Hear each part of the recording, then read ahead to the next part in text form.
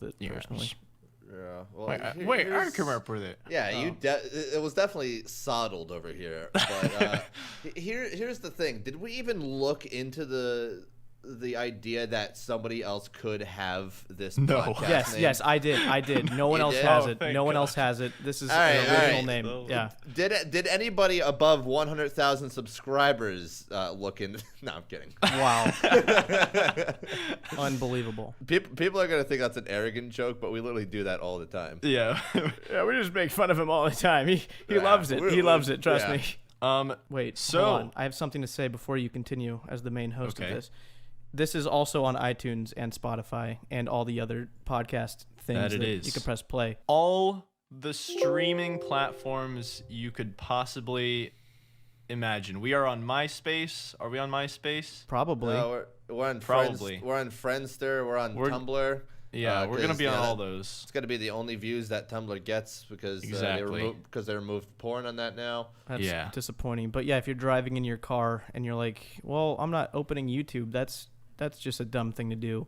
It's on iTunes and you can download it and you don't even need internet. You can just press play wherever you are, and you can listen to us. So congratulations. Yeah, it's pretty great. It's pretty cool. Yeah, you can't see the cool picture we got going on that we just paid a boatload of money for. Yeah, we paid literally like possibly in the six figures for it. Yeah, so. we're gonna need to take sponsors to pay off this $250,000 debt over our heads. And speaking of sponsors, this video is not sponsored, but maybe future ones will. We have no idea. That's all I have to say. It's going to be worth your while if you choose to go that direction too. I just want to put that out there. It's very productive, and our ad reading skills are through the roof, and we practice most mornings. So, don't just for the chance to read out, something about some foot cream. Yeah, you just watch. By the end of this year, you guys are gonna have like 15 products that you never use on your shelves, and you're gonna have us to thank for it. Dude, we can get some badass sponsors. Ron Burgundy, which is a character. It's just Will Ferrell pretending to be Ron Burgundy on a podcast, is sponsored by Charmin toilet paper, like an actual sponsor. Holy. We can get Charmin. Why not? We can get John frickin' 6 sponsors, eh? Yeah. Need to wipe your ass? Wipe it with Charmin. Yeah, and potentially Jimmy's content, but also Charmin. Wow. His ad reads are literally him just being like, "Look how cute those bears are on the television. That's amazing." And he just, I don't know. Yes. Wait, is this a legitimate thing? That Dude, yes, this is a real. Really, this is a real thing. Will Ferrell has the Ron Burgundy podcast, and he reads ads that are actual sponsors, and Charmin's one of them. And he just laughs like the idiot Ron Burgundy is in the persona of him, and just laughs about the bears being cute and how they talk and dance to their music while wiping That's pretty their ass. great. How do you know all these things, Jimmy? I'm a big podcast guy. Huge podcast guy. Yeah. Well, we're going to get Ron Burgundy on this podcast, guys. It's going to happen. Alternatively, you can tweet at Elon Musk, and maybe we can get him on the podcast. He's a big fan of Gridlocked. Yeah. He actually tweeted out that Gridlocked is going to space. Which, by the way, I've been doing this for a few months, and I just changed my name today from Solus Cadamus to frickin' Gridlocked. I didn't actually think I would actually get that name. And that's one of those names where it's like, oh, like, that's a cool-looking word. People definitely frickin', already made that their RuneScape name. No. In case you guys don't know what Gridlocked is, maybe Frame, you can explain that because we've been talking about it. So you guys ever sitting in traffic, you're like, oh, this fucking sucks. Well, that's me in RuneScape. It's pretty much just a traffic sitting simulator. That's Mr. Farm's series, and after months and months of having the name Solus Cadamus, he decided, let me name my character after the name of my series. That's a great idea. And he got the name, so you miss 90% of the shots you never take. Just want to put that exactly. out there. And I just realized I'm the only one here before that who didn't have the same name as the series, so. Because it's now I'm in that club. It's usually just something you instantly try at the start. Yeah. Congratulations, though. That's pretty big. Thank you so much. Hey, we have like actual things to talk about. I just realized that. Oh, we do. Wow, what a concept! Actually, discussing. I made this document, this brainstorm outline document like a month ago, and it was completely changed in 30 seconds today. to something way less productive. Jimmy poured his heart into this. It's like MLA format. There's like 100 words on it. Yeah, we just bulldozed it. We just bulldozed in 30 seconds. Right. We just annihilated it. Yeah. So yeah, we can move on to the first thing. Yeah, so let's talk about Song of the Elves. That's a big quest coming, I believe, next month. We also have to thank Wizard for actually making the graphic. Oh yeah, so thanks you, Wizard. Wizard OSRS, that's his Twitter. But yeah, we can discuss Song of the Elves because you're actually going to be flying out in a few days. Depending, I don't know when this is actually going to be uploaded. Maybe never. You're going to be flying out to playtest that. So what are you even expecting from that anyway? So I don't really know what to expect. I got the invite. I was super excited. I wanted to go because it's my first time being invited to anything like this. And then a week later, they released some information about the quest, and I was like, oh, there's gonna be that puzzle in it, and now I'm scared to do that puzzle. But yeah, you literally have to play test that, do you not? I have to actually play test it. It's kind of a weird concept. It makes me happy to, that they were literally sitting there when they were making this quest, and they were thinking to themselves, what was everybody's favorite quest in the entire game? Got to be Morning's End Part 2. But why? Yeah. Why is it Morning's End Part 2? Oh, it was the puzzle that you got lost on. And everybody, that made a guide on it, except Soup. He's the best. Just messed up this freaking puzzle. When was the last time you guys did that Morning's End puzzle? Here's the thing. First of all, I've never done it without a guide. So, if you told me what you're trying to do in the puzzle, I would have no idea. I have no idea what's going on in that quest because all I did was watch a video that told me exactly what to do on the side, and I just I don't have any orientation as to what you do in that puzzle. Yeah, of course. So why would you know what's going on with that? Exactly. Do you ever know what's going on in any quest except maybe for Jimmy, and that's all you do in this game? Even Jimmy doesn't know what's going on. I think if there's one guy that needs to judge this quest and know how it works, then yeah, probably hit me up. I mean, sure, I might have failed the Morning's End Part 2 puzzle 6 times with a guide and had to reset it multiple times. But I think I'm still pretty credible enough to be like, you know what? Let's see what he thinks. Let's see if he sees potential in this to be good content. Jim, if you can tell me right now what is actually meant to be going on in Morning's End Part 2 without looking it up, I think you deserve the invite. What is the point of the puzzle? What are you trying to do? Well, you're using mirrors. It's you ever seen Ocean's 11 and he's jumping through the lasers and stuff? No. Okay, well, it's a really cool scene. It doesn't have anything to do with the puzzle or the mechanics, but it's a really cool scene with lasers. Check it out. But there are lasers in this Morning's End Part 2 thing that shoot out of mirrors, and you basically get a bunch of mirrors, and you're trying to... we understand that. Yeah. But what is the objective of it? Is it if I had to guess, I'm guessing you're just trying to match the different colors to the different cubes. Listen, I was just gonna read up on this literally on my flight to England and try to grasp what the hell is going on. If you were to solve it without a guide, if you were to solve that puzzle without a guide, you need architect paper, the big, you know what I'm talking about, the huge paper that architects use while they're designing to literally draw.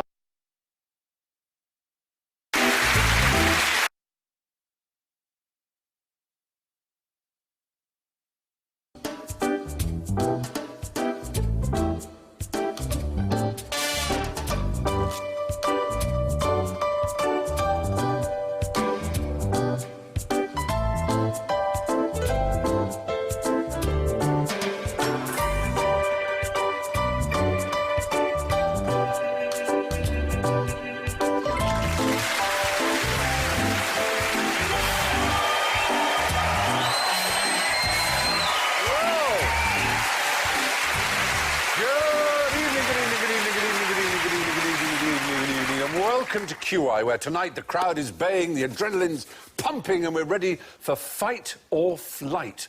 In the red corner, we have Sean Fist of Fury Locke and Gentleman Johnny Vegas. And in the blue corner, Pam Pam float like a bee Ayres, and Alan sting like a butterfly Davies. Fabulous. So on your flights of fancy tonight, you may want to buzz somebody. So far away, Pam goes... Oh, wow. It's like a machine gun. Do you know, I think it actually is a machine gun. And Johnny goes... oh, with full bodies. I think I should lean him. It's all over me! And Sean goes... pumping. And Alan goes...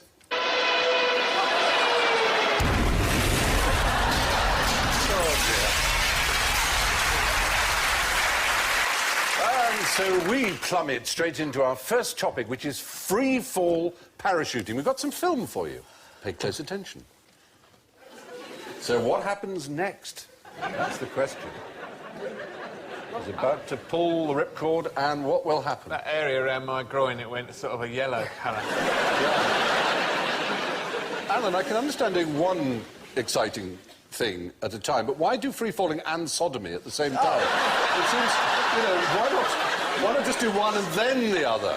It was such a reasonable price. Was it literally all in? But, in fact, what is the thing that happens after the ripcord is pulled? I did a parachute jump. I know. Well, you did a static one, didn't you, I did a believe? static line one. I just want to put this in so that you know I'm a woman of some substance. I did one on my own where the bloke hits you on the shoulder and says, go! And as you go, the string becomes taut and pulls off the bag and the parachute opens. That's very much... This is what you hope happens. And did it? Yes. God. But I This was a great believe relief. that you, as it happens, obviously, like Alan, felt some erotic feelings towards your instructor, is that correct? I did. I took a shine to the instructor. I think that's why I jumped out the aircraft, really, because I wanted to impress him. I often do that. If I like a woman, I jump out the window. Just to show my really Are you care. impressed? Yeah. I dig chicks in flats. No, what, of course, we wanted you to say, which you're not stupid enough to say, but I have to confess, this is really because I, as a child, was convinced. Because every time I'd seen a whether parachute... you shoot upwards? Yeah, that when you open the parachute, the guy goes upwards. And, of course, I subsequently learned that it's because the cameraman who's showing it is still in free fall, so relative to him, it looks as if you're going up. Look, we can see it. There it goes. Look. It looks so much as if you're just shooting upwards. It's the most lovely feeling when the canopy opens, because you can see everything, and you've got your toggles, and you can gently steer your But way. also, you know you're not going to die. Yeah. That was a key moment for me. Now, the euphoria when it opens. How high up? How high up were you, if I I can was ask? 12,000 feet. 12,000? That's pretty high. I mean, that's what? Yeah, That's 45 2.5 seconds of free miles. fall. Do you want to know what the world record is? Do you know, in fact? Can you guess what the world Well, record someone is? went to nearly to space, didn't they, and jumped out? Almost, yeah, which is, in fact, was 32,000 metres, which is something, almost sort of 18 miles up, something like that. Don't you freeze or your eardrums go or something? Well, I can imagine if you had flappy cuffs, it would be very noisy on the way down, because he actually went... He went as... What was it? Adamant? with his He went as a pirate. He achieved... I'm a dandy highwayman. Well, he achieved a speed of 614 miles an hour. Gosh. Which is pretty scary. But he said it was gorgeous. He said it's as if he'd remained stationary and the balloon had shot upwards, so it was rather that effect. Now, why did Shorty Longbottom have a pink Spitfire? Who... Ooh, It was puffed. it was, say again... Puffed. Puffed. It was puffed out, yes. Oh, was it it? was exhausted from its exertions. Oh, I see. Thank God for that. I was worried for a moment that we'd strayed into territory that just wasn't quite right somehow. Actually, it was a pretty new one. It was a very light one. It was a very special one. Did he take Hindus out on the weekend? You know, when the war slowed down? Yeah, it got dull. Some lass with an L plate on. Did he Well- get her in the back and take her around town? What were the female members of the RAF? What were they called? Wrens. WAFs. WAFs. They were And how would called, you know yes, because I was one. Oh, we I seem was to be in your one, territory yes. again. Yeah, well, I joined the Women's Royal Air Force and I went to Singapore and Germany and I had a very nice time. Excellent. It's very good to know. You should do recruiting. You should. Actually, I've always been looking for the recruiting sergeant with the bread knife, as a matter of fact, because he said to me, what do you like doing? And I said, drawing. And he put me in a drawing office, you know, which was all maths and technical drawing and that, and I couldn't do it. What a bad man. Evil. They did that to me at school. They said, what do you want to do? I said, maths. They put me in a maths class. No. I mean, can you believe that? That's not good enough. Well, I was obviously built for dancing. Just outrageous. Was your drawing anything to do with aerial photographs? That sort of thing, this yes, that sort answer, of thing. this And I answer. can give you a little bit of inside info here. Go on. If you are studying aerial photography and you see a photograph which contains a cricket pitch and you happen to know the focal length of the camera, you can calculate the scale. I thought you were going to say calculate the score then. Because you know a cricket pitch is 22 yards, therefore... Yeah. But obviously, presumably, when the Spitfire's flying over Germany, the Germans are the kind of utter swine who won't play cricket. So it was tricky if you didn't have a cricket pitch on the photograph. Right. But suppose in the early days of the war you wanted to send an aeroplane over to take photographs. Some sort of disguise, camouflage. Camouflage is the right pink, answer. Pink skies or pink... Yeah, actually, first they made it blue, and that stood out, and there it is. Shorty, long bottoms, pink Spitfire. Well, if it did get spotted when it was taking pictures, wouldn't the other planes just naturally flirt with it? You'd think this would be the big pilots disadvantage. would abandon the dogfighting skills and just go, hello. It came back from the Dam Busters thing, pregnant. Well, it certainly shows you've got to love your country to be prepared to go up in one of those. But when it's a cloudy day, the sky has a sort of pink tinge to it when it's cloudy. Tone, doesn't it? Yeah. Or alternatively, if you wanted to camouflage your aircraft, you could paint it as a ship. Yes. It was at that point that Ayres was asked to leave the RAF. Yes. Exactly. The whole of Germany turned into that bloke from the Laurel and Hardy films. Throwing booze away. Exactly. And is it Stephen, I must point out, I can't hear anything you say. So I'm just... You're welcome to stay like that or take it off. If the show's going well, let me keep talking. Yeah, okay. Well, there we are. Reconnaissance Spitfires were painted pink to match the clouds. Now, who gives a flying fish? There they are. Gosh. Aren't they amazing? They're lovely, aren't they? Beautiful animals. I was told that flying fish only ever fly alone. That sounds like a code, Alan. Flying fish only fly alone. No, I've seen them. They fly in shoals. I was on a scuba diving trip and I met a German. He was adamant. Well, I mean, of Only course they fly alone. Well, they would fly on their own, wouldn't they? You mean if they don't fly in like a formation, like the Red Devils? They don't leap out and pass on another like that. No, they don't do that. Do you know what the French for a flying fish is? Poisson d'aéroplane. It's slightly more creepy for those of us of a certain generation. It's Exocet. Oh, gosh. And what do you know of the Exocet? It's a missile. It was a missile, yeah. It was used against us in the Falklands War. So do they fly or glide? Neither. I've seen them, and they fly for... Sorry, Johnny, I'm so excited, I must say this. They fly for ages. When I saw them, my first flying fish, I couldn't believe they were really fish, because they flew for so long, and they weave, and they sort of duck and dive like that. And I thought they cannot possibly be fish, because they flew for so long. They flew for minutes and minutes and minutes, and then suddenly they all go plonk, and they're gone. So you know they were really fish. I don't know what you were eating or drinking on that occasion. I have it here on pretty solid authority that 30 seconds is a long time for them to stay in the air in one go, which is a long glide, 30 seconds. But it appears that they glide. But even if they move these pectoral fins that have become their wings, even slightly, then that would count as flying, but it seems they seem to be fixed. So. Who's going to tell Pam she probably witnessed a duck? Yeah.